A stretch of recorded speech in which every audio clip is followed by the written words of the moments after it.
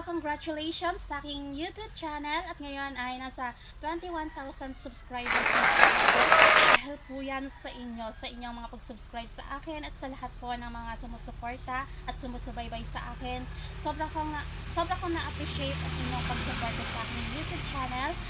Thank you po sa mga walang sawang nanonood sa aking mga vlog.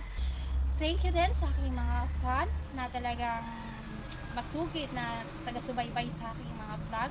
Thank you to Mr. Dreamian Diego ng Spain. Ayan, maraming salamat sa iyo, sa iyong kabutihan, kabaitan, kahit na magkaiba yung lahi natin, kahit magkaiba yung ating mundo, magkaiba yung ating mundo. So, thank you sa iyong pagsuporta sa akin at thank you sa iyong pagrespeto sa akin. At higit sa lahat, thank you dahil talagang nakita ko kung gaano ka kabuting tao. So, hindi tulad nung iniisip ko nung una. So, thank you sa lahat. At sa aking kaibigan na si Mr. Andrew Anderson ng North Carolina, USA na malapit na mag-birthday. Ayan, happy birthday sa'yo in advance. Sana ay maging masaya ka sa iyong birthday at bigyan ka pa ng marami pang birthday at palagi good health. Thank you din sa iyong walang sawang pagsuporta sa akin sa kabila ng iyong kabisihan. Thank you din sa iyong kabutihan, sa iyong kabaitan bilang kaibigan. Sa maraming salamat sa iyong pagsupport sa akin. At eto na nga ay hindi ko rin inaasahan na magkakaroon din ako ng tagahanga na talagang magkaiba yung aming mundo. So, kumbaga langit at lupa. So, siya langit, ako lupa. Pero sa kabila ng lahat, sa kabila ng pagiging simple ng aking, pero sa kabila ng lahat, sa pagiging simple ng aming buhay, andun pa rin yung pagrespeto, andun pa rin yung kanyang pagiging mabuting tao. So, dito ko na-realize na hindi pala lahat ng mayaman ay matapobre, na hindi pala lahat ng mayaman ay sakim sa karangyaan sa buhay. Talagang nakita ko sa kanya kung gaano siya makitungo sa mga katulad ko na simple lang yung buhay. Gusto niya pumunta dito sa bansang Pilipinas para makita itong Pilipinas.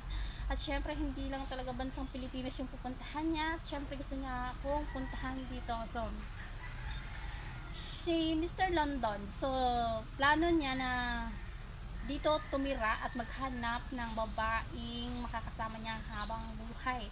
So, sana ay matagpuan mo yung babae na yon na gusto mo makasama habang buhay. Thank you. Talagang hinahangaan ko yung iyong pakikitungo sa mga katulad namin na simple lang ng pamumuhay. At thank you din sa iyong paghanga sa akin sa mga handstand swim challenge.